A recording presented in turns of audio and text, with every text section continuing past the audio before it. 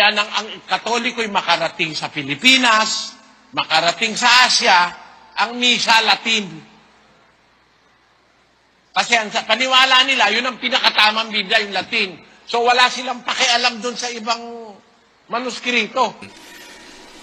Actually, sana kung nabubuhay pa itong si Ginoong Eli Soriano, gusto ko sana siyang payuhan na bago sana siya magsalita, mag-research muna siya.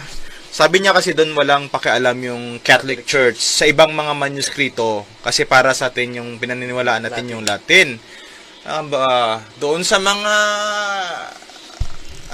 sa mga bilib na bilib kay Brother Eli Soriano, magsuri po kayo.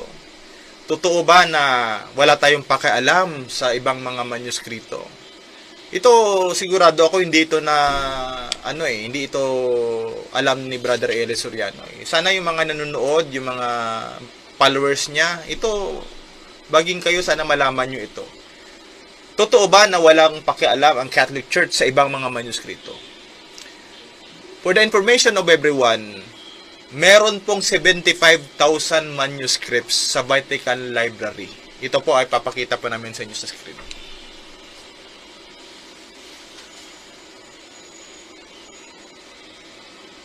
Ayan po ha. The Vatican Library has 75,000 manuscripts. Ano-ano po ito? In Latin, Greek, Arabic, Hebrew, Persian, Ethiopian, and Syriac, charting back to the 2nd century. Magpapakita po tayo ng ilang mga manuskrito, especially sa Greek, sa ancient Greek manuscripts. Ito po, papakita po natin sa screen. Ang Papyrus 75 po.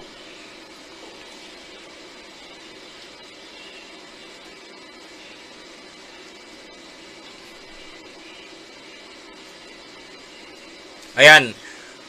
Ang The Center for the Study of New Testament Manuscripts, ito po ay mga Protestant Biblical Scholars na sa pangunguna ni Dr. Daniel Wallace at isa po ako sa dating mga indexers ng grupong ito, no? Ayan po, makikita po ninyo sa screen yung Papyrus 75. Ang location po nito ay Vatican Library. Ito po mga Protestant Biblical Scholars ang nasa likod nitong The Center for Study of New Testament Manuscripts. Pero honest po sila, saan po ang lokasyon nitong Papyrus 75 or itong Papyrus 75 nito ay 3rd century manuscript na ginagamit sa textual criticism. Actually, okay, pakibalik po. Naalala nyo siguro, di ba, na merong binasa si Brother Eli Soriano na monogenes theos, hindi niya binasa yung definite article na who, kasi doon sa John chapter 1 verse 18, although na yung Codex Sinaiticus at saka sa Codex Vaticanus ng John chapter 1 verse 18, yon ang manuskrito, mga manuskrito na kasi merong textual variants doon merong mga translations na God the only Son at merong namang mga translations na the only begotten God. Ngayon, yung Codex Sinaiticus at saka sa Codex Vaticanus, walang definite article na who doon. Kaiba dito sa Papyrus 75, merong definite article. At ito ang binasa ni Brother Eli sa kanyang programa na hindi niya binasa ang definite article na who. At hindi niya alam, yung binasa niyang manuscript ay nasa Vatican Library. Ayan, kung alam mo lang yan, hindi mo sana sasabihin na wala kaming pakialam sa ibang mga manuskrito. Maliban dyan, ito pa, Codex Vaticanus, papakita po natin sa screen.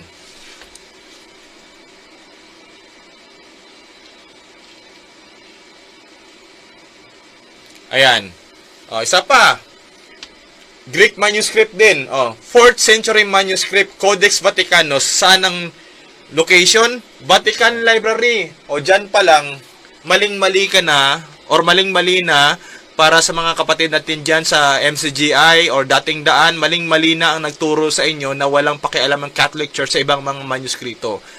75,000 manuscripts ang nasa Vatican Library.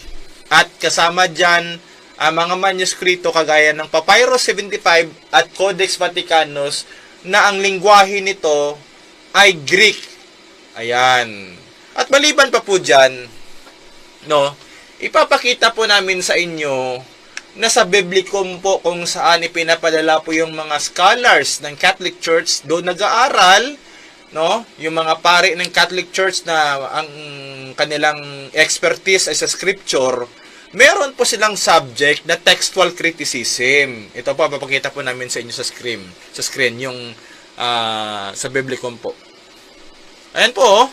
Tingnan po ninyo. Merong subjects ang mga nag-aaral ng scripture sa Roma ng Old Testament textual criticism at saka New Testament textual criticism. Ayan. O, nakikita po ninyo yan sa screen.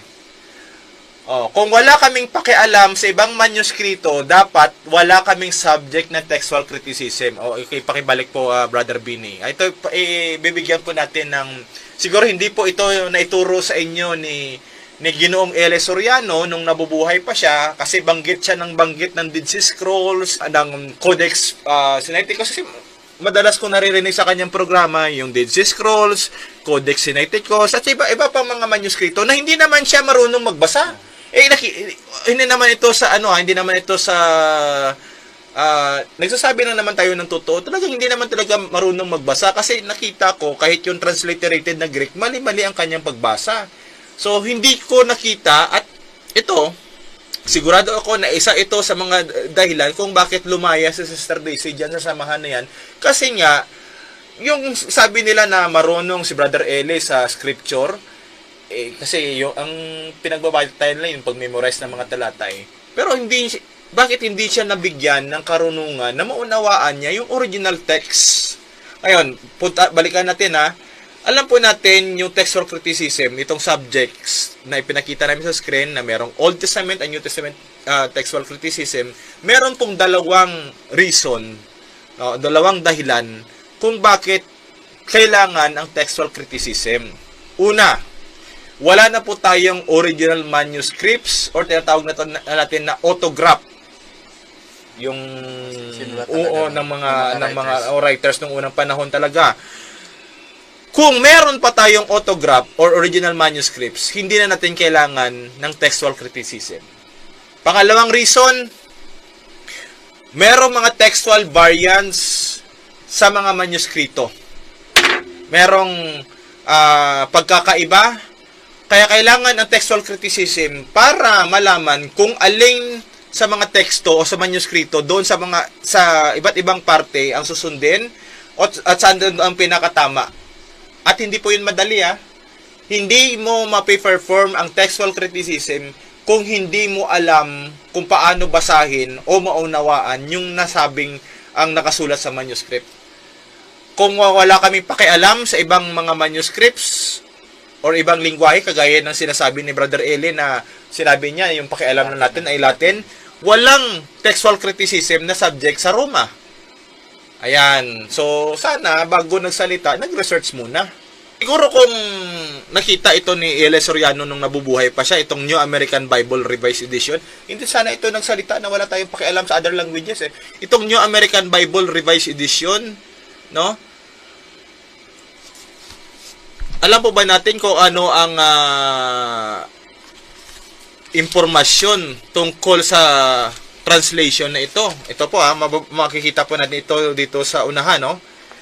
Translated from the original languages with critical use of all the ancient sources. So, ibig sabihin, iba't ibang languages ang ginamit dito. Ginamitan ito ng Dead Sea Scrolls, no? Masoretic text, Septuagint, at iba pang mga languages na ginagamit sa textual criticism kasi pag nag-perform ka ng textual criticism, halimbawa sa Old Testament, no, gagamitin doon ang Dead Sea Scrolls, Masoretic text, Septuagint, Vulgate, Old Syriac, Samaritan Pentateuch. Magkakaroon ng titingnan lahat ng sources na 'yon para maka-perform ka ng textual criticism. Madali lang magsalita ng textual criticism, pero i-perform mo Oh, i-perform mo. At ang tawag doon, lower criticism pa yun, ha? Sa ibang term, pag tinawag yun ng mga scholars, yung textual criticism, yun ay lower criticism. Meron pa tayong tinatawag na higher criticism. Ayan. Mas mabigat-bigat pa yun.